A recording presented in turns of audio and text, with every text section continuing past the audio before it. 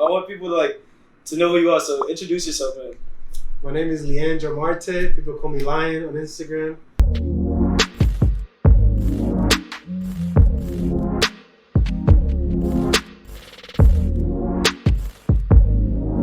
Rushing. Because one of the things that I don't know if you guys realize, but a lot of people go into video shoots without planning.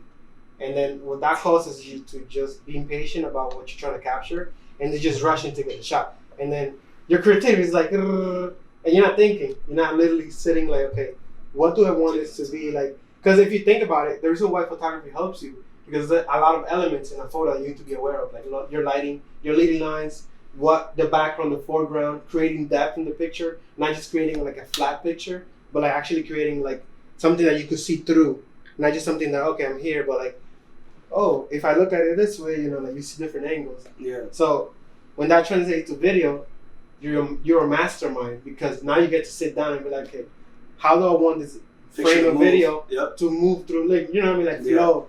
So I think that's why it's important. All right. So you just start from the basics of photography. Start with photography. To then go into videography. Because that helped me personally. Right. Yeah. That's smooth, man. I mastered photography, and I was like, and then it's smooth, yeah. It's easy. And I started video. That's like trying to go to multiplication and then trying to go back to addition. Exactly. There you go. You got it. I feel you. But a lot of people are advanced to some degree. Like a lot of people just can pick it up easily. That's why they just go into videography. But a lot of people just try to, go into videography and then try to go back to photography to then fuck it up and not, not know what the hell they're doing, and let alone they all fit in line together. But it's just you understanding the basis, right? And I don't think there's like an actual formula, like whether you should start photography or video first. It's just, I think it helps. Like I would rather do something that will help me, like understanding the basics of something. Because at the end of the day, if you get into video first and not photography, if you are a person that is trying to elevate your business or elevate your eye to like capture more things creatively, you're gonna find yourself learning more things and learning actually photography while you're doing video. Like there's no way around it. Yeah. Like you have to learn leading lines, anything that has to do with framing, everything, literally foreground, background. You're gonna end up learning it, and those are literally photography skills, not videography skills. Yeah, that makes more sense, man. The biggest thing is like preparation too. Like when you prepare for things, like how do you personally go about preparation when it comes to not only like photography, right? Because it's one of those things you just capture in the moment. You're not like really preparing for it, right? You see something, you go, oh shit, like I need to take a picture of this, right? But as far as videography, like the environment, how do you go about like preparing for like a video? It depends on the project that I'm trying to do, because like every project varies. But I would try to like look for inspiration. But I think what really helps me and like what people appreciate about my eye is that you have to stay prepared, but also with an open-minded. Yeah. You have to be like, don't get so caught up in what you prepare that you're not seeing what's around you. Because the environment could change, Yeah. Like say I shot a music video one time, and the whole idea was to get the music video in a nice weather. It started raining. Like imagine I would have said, dang, I didn't prepare for this. Like I was open-minded, you know what? Like give me an umbrella. Yeah. I think it would look fire with rain. Start rapping. You know what I mean? Just get on it and just be open-minded and work what you have. And I think that's what really elevates your creativity. But you cannot neglect with preparation, because you don't want to just creatively outrage on set without having a plan. Yeah. You know what I mean? Because then you're just gonna start doing random things. You want to be creative on top of what you already have. Yeah. Do you always have a plan B set in stone though? So say for instance it was gonna rain, the primary environment was gonna rain. Do you be like, okay, well we can't film here, but we're gonna film somewhere else because we can't really make it work, type of thing? Usually like when we're like kind of like stuck with a vision, we either make it work or we could even say like, it's gonna rain today, let's just change the day. If it's like really like primal for the shoot. Yeah. But if not, like usually like we just shoot. Like for example, Wyoming is the best example of that. We had a shoot, we shot in a blizzard. We did a photo shoot in a freaking blizzard. Literally, it was snowing like crazy. My fingers were like frozen. You had no gloves on, nothing, bro? You have like no gloves on? No gloves, bro. We were not prepared like for that. Like literally, but it came out great. Yeah. That was actually one of our best photo shoots. I worked with him like from time to time. Like we've been working together for like 3-4 years now. Yeah. 3 years. So, okay, 3-4 years. So how did you guys like come about meeting each other, you and Wyoming? That was like I think it was through Instagram. That we Okay. Yeah. Did he hit you up or did you hit him up? I think he hit me up. Yeah. And then from there, like, we started a relationship. We just continued to work. You know, we go. Sometimes we plan stuff and it'll happen, and then we plan it and it ends up happening. Like today, and ended up happening. So yeah, it was great. What's the coolest thing about your job, man? Because I already see that you love what you do, but what's the coolest thing that you've experienced? Is it the connections, or is it the fact that you're able to just create art? So creativity? The best thing with my job is that I could go wherever I want. To be honest, like through my job, I got to travel to like so many countries. You know, I used to do travel content. I've been to Paris, shot artists over there, like There's fashion, everything. So I think like bridging the culture through my video, you know, and through what I do, I think that's like the best thing that has ever happened to me. Because it's nothing, and like doing video, it's like like shooting a music video, but it's always a different scenario. It's like think about it, like having a different 9 to 5 every single day.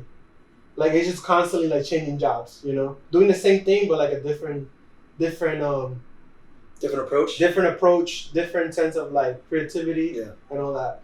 That's awesome, man. So I think it's just that like the fresh, you know, it's like opening a gift, like a different gift every day. Every like, day. Okay, what's today? Let me see. Christmas every day. And it's scary too. It keeps you on your toes because like I never think myself like I'm the best or anything like that. Like I'm always like nervous, like, oh shoot, like I'm shooting this, like I don't know what to do. Like you get anxiety when it comes to like not anxiety, but like kind of like a thrill, like shoot, like because you feel like you're literally doing something new. Like so like a positive nervous, like you know what I'm saying, like exactly, thrill, like I can't wait, but not like oh my god, like excited. I wouldn't describe that like anxiety. I feel you, man. We're rolling now. I want people to know who you are. So introduce yourself, man. My name is Lion Marte. People call me Lion on Instagram. I do a lot of videos. I have my own video production company. I've been doing video for like 3 years now, I think, professionally.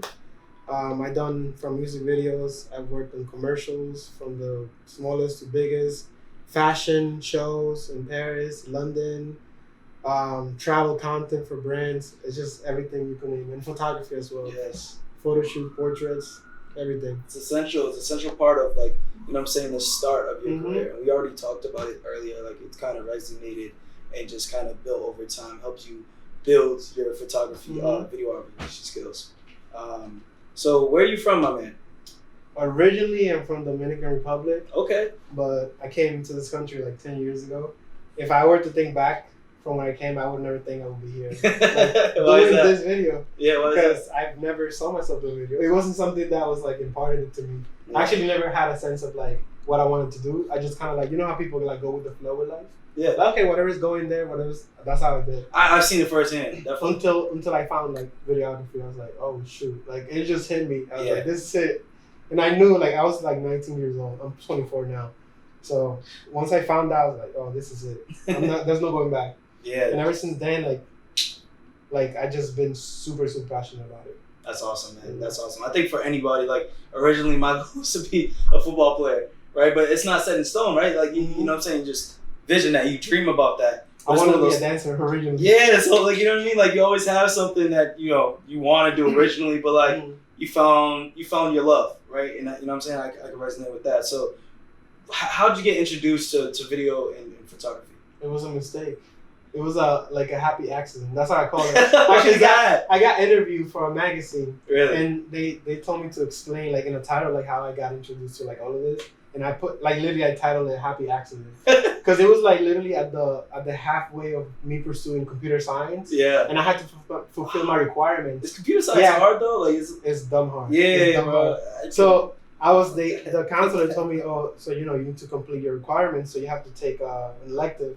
I'm like, okay, like what do you guys have? So I was going through the list and I saw video production. I didn't like find anything crazy. I was like that was the only thing that stood out. So I mean, let me try that. And once I started taking that class, I was like, yo. I was just like, I could turn this on and record whatever I want. It's crazy. So I took a video production class, and after that, I kind of understood that I need to go into photography. So that's why like I did photography first for like a year, like literally just shooting. I met so many people through like photography. One of my good friends, he's actually living right now in Arizona, is that Arizona? No, it's yeah, I think whatever. But he's like Arizona West Coast. Like, yeah, West Coast. Yeah. And he would come. Back in the day, he was in Washington, but he would come to New York. We would literally shoot like models for like from like 7 a.m. to like 11 p.m. back to back, just shooting in the city, like everywhere. Like this was literally our backyard shooting, and we did that like for weeks, literally months straight. And that's how I think I mastered photography, like just doing different things. That's and then from there, like I just took video and did it. Yeah. And then rest is history. Exactly. Yeah. Yeah, brother. So, when was the first time you moved to New York, and how was the experience? Like first time, like seeing the city. The first time I came here, honestly, like it's crazy that I'm doing this interview because I couldn't speak English at all. Oh wow. Like period. Like because my first language is Spanish. Yeah. So it was just a culture shock, you know. I didn't really have a place to live per se. Like I came with family, but we didn't have our own place. It was a very hard transition. And even being able to express yourself, like I was like, yo, I was good in my country. I could speak that language. Like I go into the stores, like not knowing like what I want. Like going to the school, like I was in a bilingual program for like 1 year, and it was just like I remember literally the only thing I could say was like hello. I was like hello. And then we just, this class, yes and no. That's it. Literally, I remember myself, but God is good, man. And I was able to learn, and because that's something important when it comes to anything you do. You always have to keep a learning mentality. Like the more you learn, the more you progress.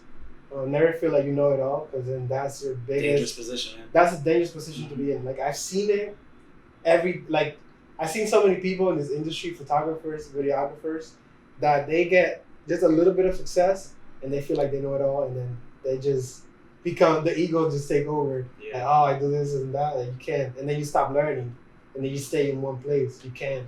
You always have to like know that there's always something to learn every day. Yeah. You know what I mean? So I always say innovation is everything, right? Mm-hmm. So whatever craft you fall into, whatever realm you fall into, innovation is everything. If you were to create, produce, if you were to do like videography, like innovation is key to just growing and being your better self, and eventually people will notice type of thing. But I want to touch on this, man.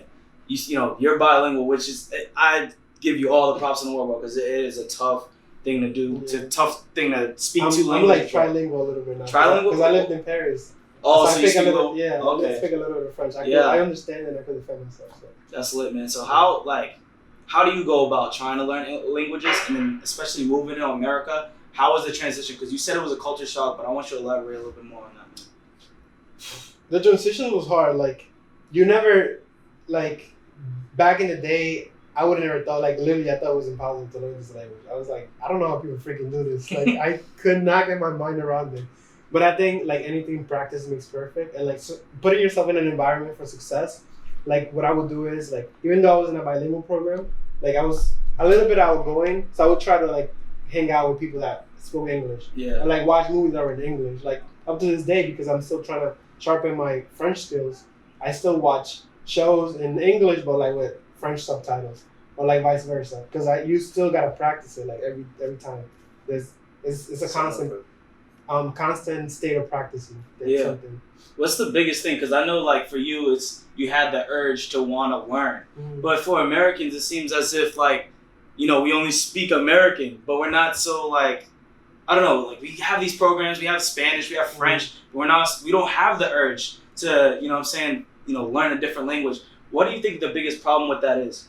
I think, and this is like something I actually speak to a lot of people about. Yeah. People feel so entitled to what they have that they don't feel like they need to get more from life.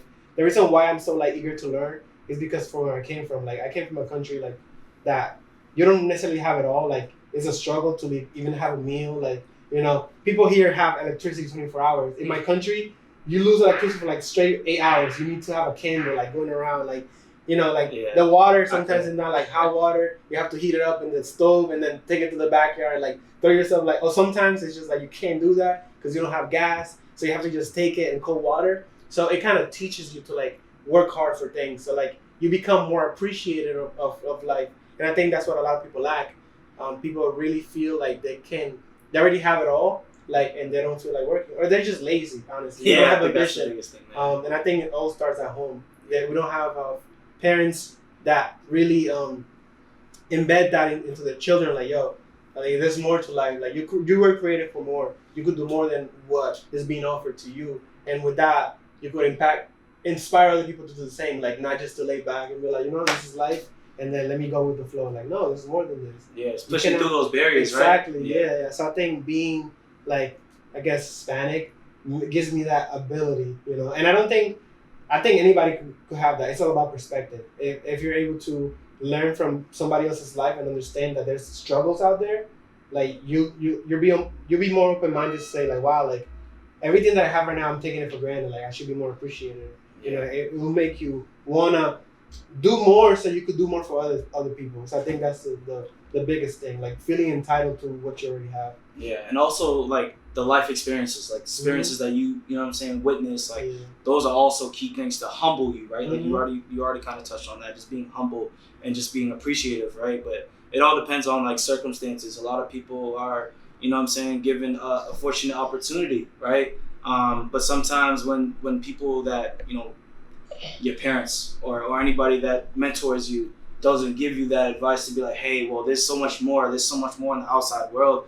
You're kind of innocent in that, and honestly, you're innocently ignorant.